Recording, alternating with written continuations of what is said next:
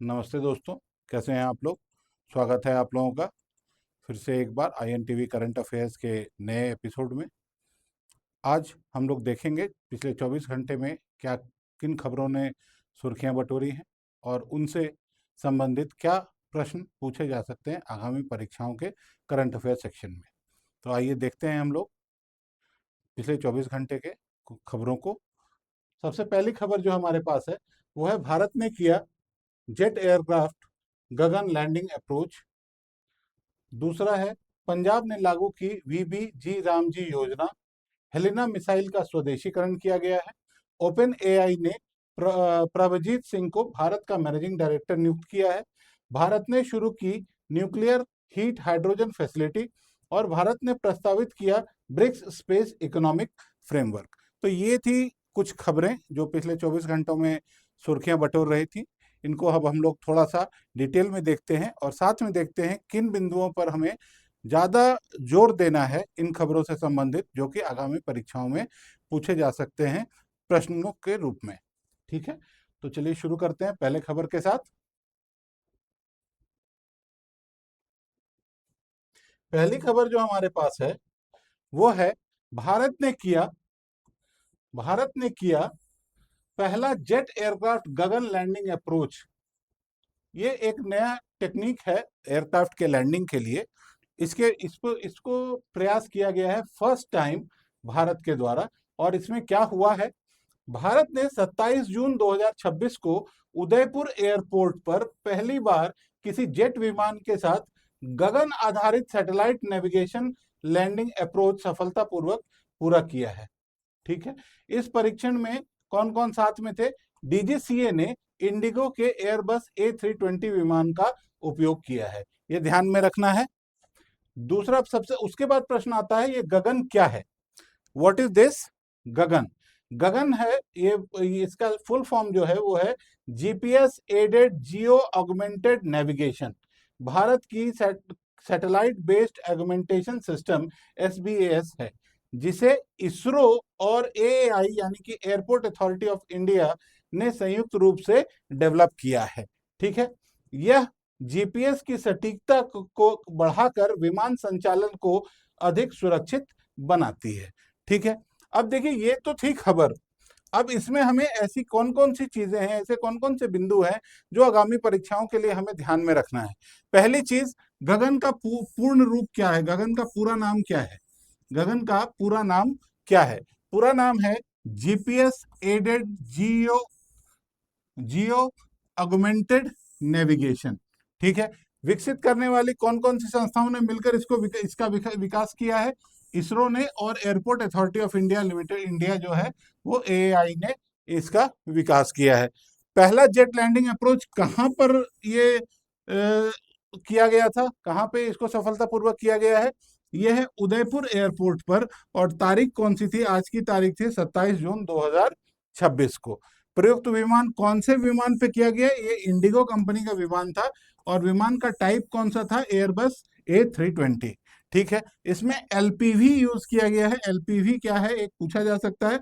लोकलाइजर performance with vertical guidance. ये precision landing procedure है, यानी कि बहुत ही सटीकता से किसी भी जहाज को लैंड कराने की एक विधि है।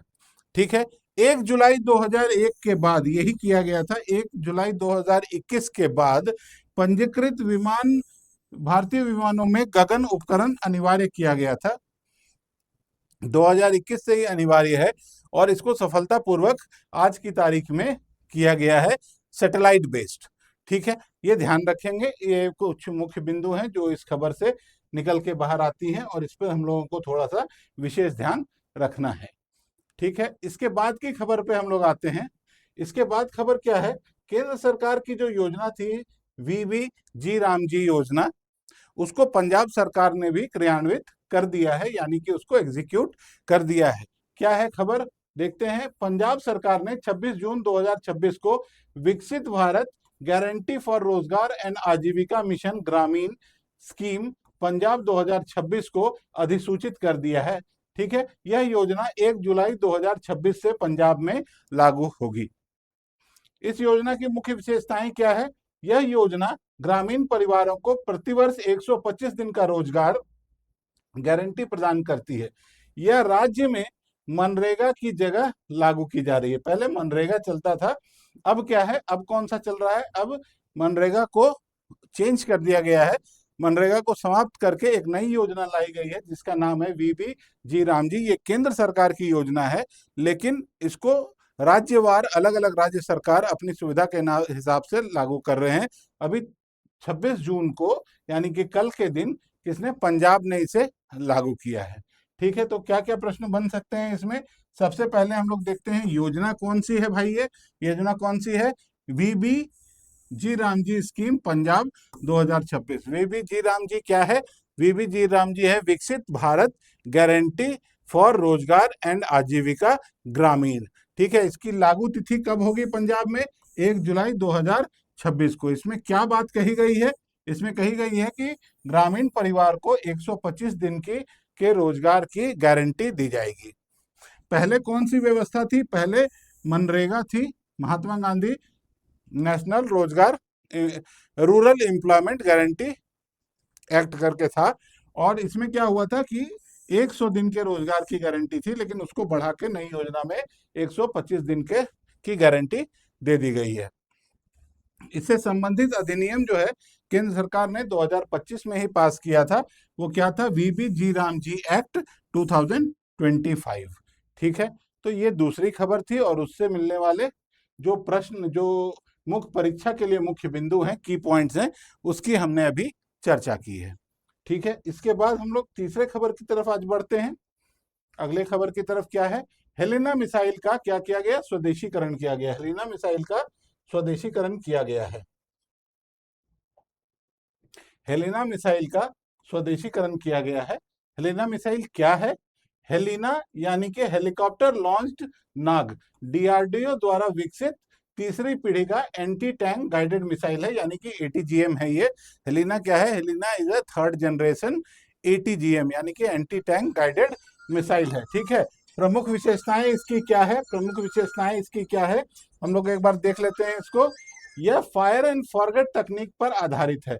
यह किस पर आधारित है? यह फायर एंड फॉरगेट स्कीम पर आधारित है, तकनीक पर, तथा इमेजिंग इंफ्रारेड यानी कि आईआर और सीकर का उपयोग करती है। यह 500 मीटर से 7 किलोमीटर तक के बख्तरबंद लक्ष्यों को नष्ट कर सकती है। ठीक है, याद हमें क्या रखना है इसमें से? देखिए, इसके बारे में कुछ विशेषताएं बताई गई हैं। पहली चीज क्या है? पहली चीज है फायर एंड फॉरगेट टेक्निक पे ये काम करता है। दूसरा, इसमें कौन सी तकनीक यूज की गई है? आईआईआर यूज की गई है, इमेजिंग इंफ्रारेड सीकर की टेक्निक यूज की गई है। और इसका उपयोग कहाँ पे यूज होता है? ये 300 मीटर से 7 किलोमीटर तक के बख्तरबंद लक्ष्यों को ये नष्ट कर सकती है। ठीक है, कैसे परीक्षण किया गया? इसके लॉन्च प्लेटफॉर्म कौन कौन से थे? हॉल द्वारा लाइट कॉम्बैट हेलीकॉप्टर जो बनाया गया है, एलसीएच बनाया गया है, जिसका नाम है प्रचंड, उसी को as a launch platform use किया गया। और वो हेलिना के लाइव फायर परीक्षण की तैयारी की जा रही है। ठीक है, किससे, किसके द्वारा लॉन्च किया जाएगा? हॉल द्वारा विकसित एलसीएच यानी कि लाइट कॉम्बैट हेलीकॉप्टर, जो जिसका नाम भारत में क्या रखा गया है? भारत में रखा गया है इसका नाम प्रचंड। ठीक है, और इसी से परीक्षण किया जाएगा किसका? हेलिना का।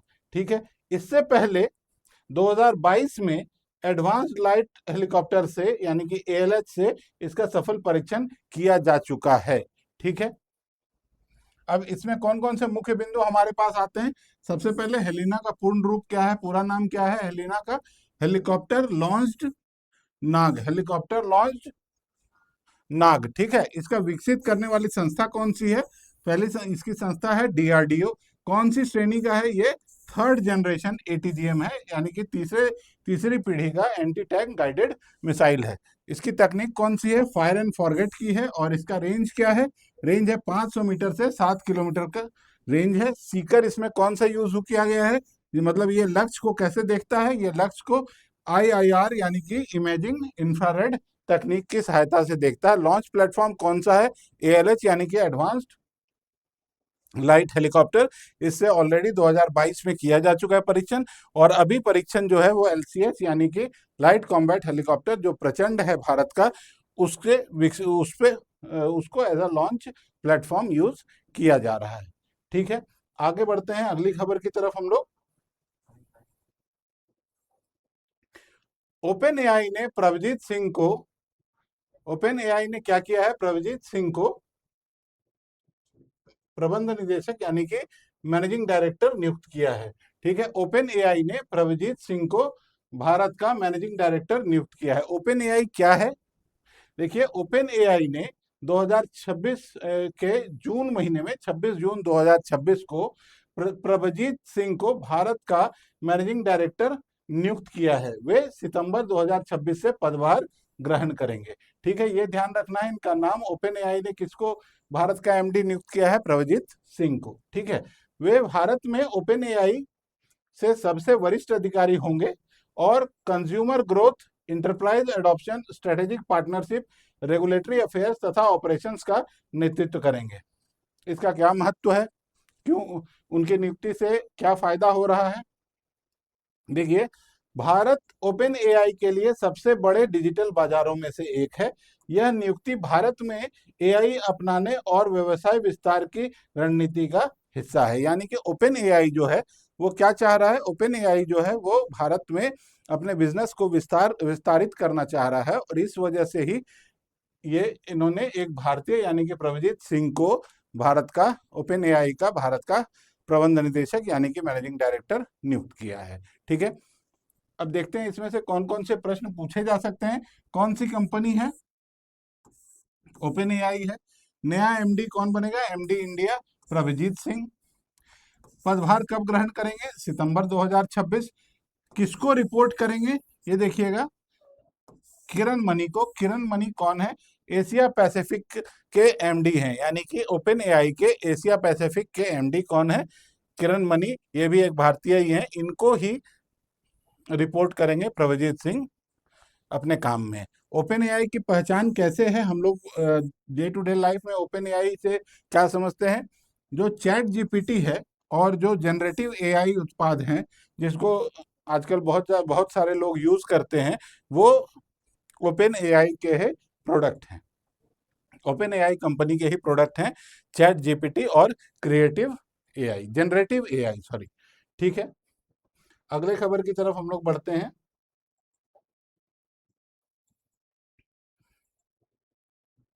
अगली खबर जो आ रही है वो क्या आ रही है, भारत के न्यूक्लियर क्षेत्र से आ रही है, नाभिकीय ऊर्जा के क्षेत्र से आ रही है। वो क्या खबर है, भारत ने शुरू की nuclear heat hydrogen facility. Nuclear heat hydrogen facility क्या होता है, इसको एक बार हम लोग समझने की कोशिश करते हैं।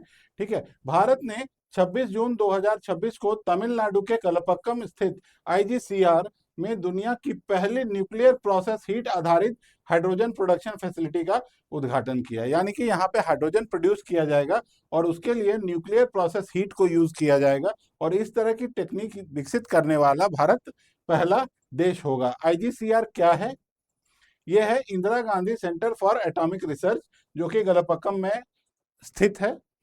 यह भारत का प्रमुख परमाणु अनुसंधान केंद्र है, जो उन्नत रिएक्टर और फास्ट ब्रीडर रिएक्टर तकनीक पर काम करता है। ठीक है, कौन सी तकनीक से ये हाइड्रोजन बनाया जाएगा उसके बारे में थोड़ा सा देख लेते हैं एक लाइन में। वो क्या है, कॉपर क्लोरीन साइकिल के की तकनीक रहेगी ये।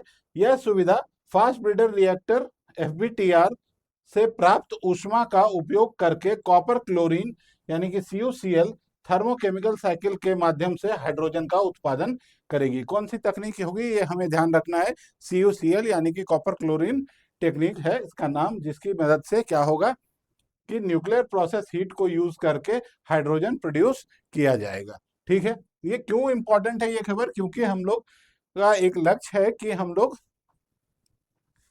हाइड्रोजन को एज अ फ्यूल यूज कर पाए, इसीलिए ये खबर काफी महत्वपूर्ण है। कौन से स्थान की बात हो रही है जहां पर ये फैसिलिटी डेवलप की गई है हाइड्रोजन बनाने की, वो है कलपक्कम तमिलनाडु। वो कौन सी संस्था है, आईजीसीएआर यानी कि Indira Gandhi centre for atomic research. कौन सी तकनीक यूज की जाएगी, वो है कॉपर क्लोरीन थर्मोकेमिकल साइकिल।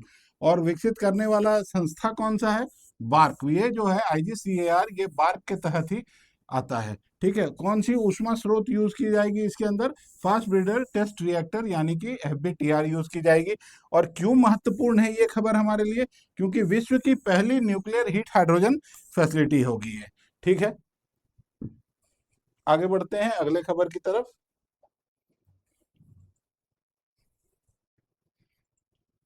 अगली खबर ब्रिक्स स्पेस इकोनॉमी से संबंधित है।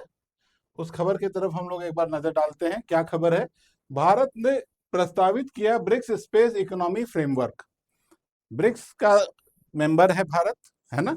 उन्होंने क्या किया है, भारत ने ब्रिक्स देशों के बीच अंतरिक्ष सहयोग बढ़ाने के लिए एक व्यापक ब्रिक्स स्पेस इकोनॉमिक फ्रेमवर्क प्रस्तावित किया है। अभी उन्होंने एक प्रपोजल दिया है इस तरह का।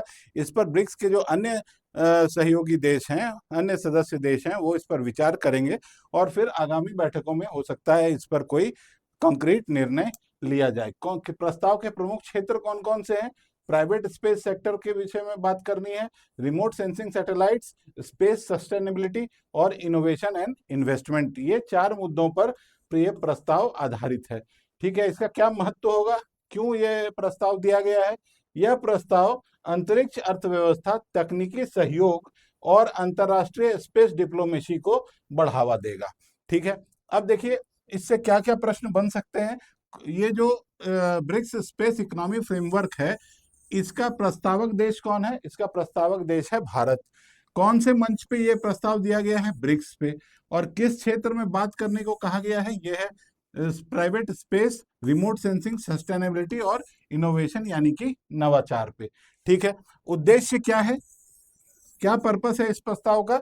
स्पेस इकोनॉमिक ऑपरेशन बढ़ाना, यानी कि स्पेस के क्षेत्र में समन्वय को बढ़ाना। ठीक है, इससे लाभ क्या होगा? इससे लाभ होगा कमर्शियल स्पेस एक्टिविटीज की जा सकेंगी और स्पेस डिप्लोमेसी को बढ़ावा मिलेगा। और स्पेस डिप्लोमेसी को बढ़ावा मिलेगा। प्रस्तावक देश का नाम याद रखना है हमें, कौन कौन से क्षेत्र में ये प्रस्ताव दिया गया है इसका याद रखना है। और इससे होगा क्या, इससे 2 चीजें होंगी, कमर्शियल स्पेस एक्टिविटीज बढ़ेगी और स्पेस डिप्लोमेसी को भी बढ़ावा मिलेगा। ठीक है, तो ये थी आज की कुछ पिछले 24 घंटे की खबरों पे एक नजर, और उससे महत्वपूर्ण प्रश्न जो आगामी परीक्षाओं में पूछे जा सकते हैं उस पर भी हमने चर्चा की। आपको वीडियो जरूर अच्छा लगा होगा। इस वीडियो को लाइक कीजिए, बहुत अच्छा लगा है तो दोस्तों को भी शेयर कीजिए। चैनल को सब्सक्राइब करना ना भूलिए और इसके बाद बेल आइकन को प्रेस कीजिए, जिससे कि आगामी सभी वीडियोस की जानकारी आप तक समय से पहुंच जाए और आप इस वीडियो को और वीडियोस को, आने वाली वीडियोस को आप देख पाएं। ठीक है, धन्यवाद। उम्मीद है आपका दिन बहुत ही शुभ होगा।